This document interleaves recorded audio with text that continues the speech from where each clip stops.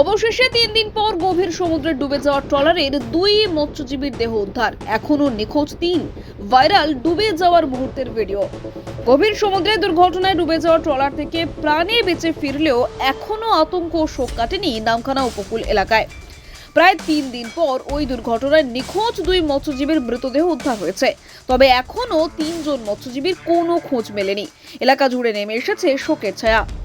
সূত্রের খবর, দুর্ঘটনার সময় ট্রলারে থাকা 16 জন মৎস্যজীবীর মধ্যে 11 জন কোনো ক্রমে বাড়ি ফিরতে সক্ষম হন। বাকি 5 জন নিখোঁজ ছিলেন। তাদের মধ্যে 2 জনের দেহ গতরাতে কোস্টগার্ড উদ্ধার করে নামখানায় নিয়ে আসে। নিখোঁজ বাকি 3 জন বর্তমানে কোন অবস্থায় আছেন তা নিয়ে অনিশ্চয়তা তৈরি হয়েছে পরিবারগুলির মধ্যে। এদিকে দুর্ঘটনার পর ফিরে আসা মৎস্যজীবীদের মোবাইলে তোলা একটি ভিডিও সোশ্যাল মিডিয়ায় ভাইরাল হয়েছে।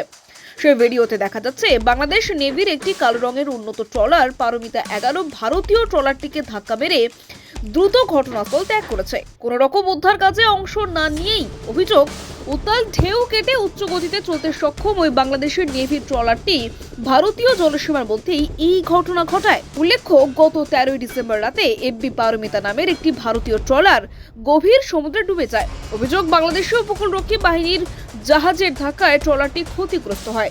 সেই সময় মৎস্যজীবীরা জলে পড়ে যান এবং দীর্ঘক্ষণ ভাসতে থাকেন। পরে পাশের আরেকটি ট্রলারের মৎস্যজীবীরা এসে 11 জনকে উদ্ধার করেন।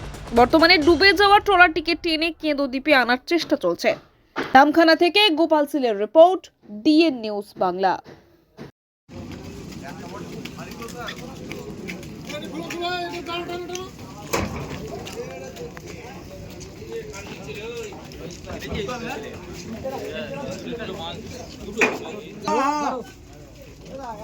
আমি লিখি গো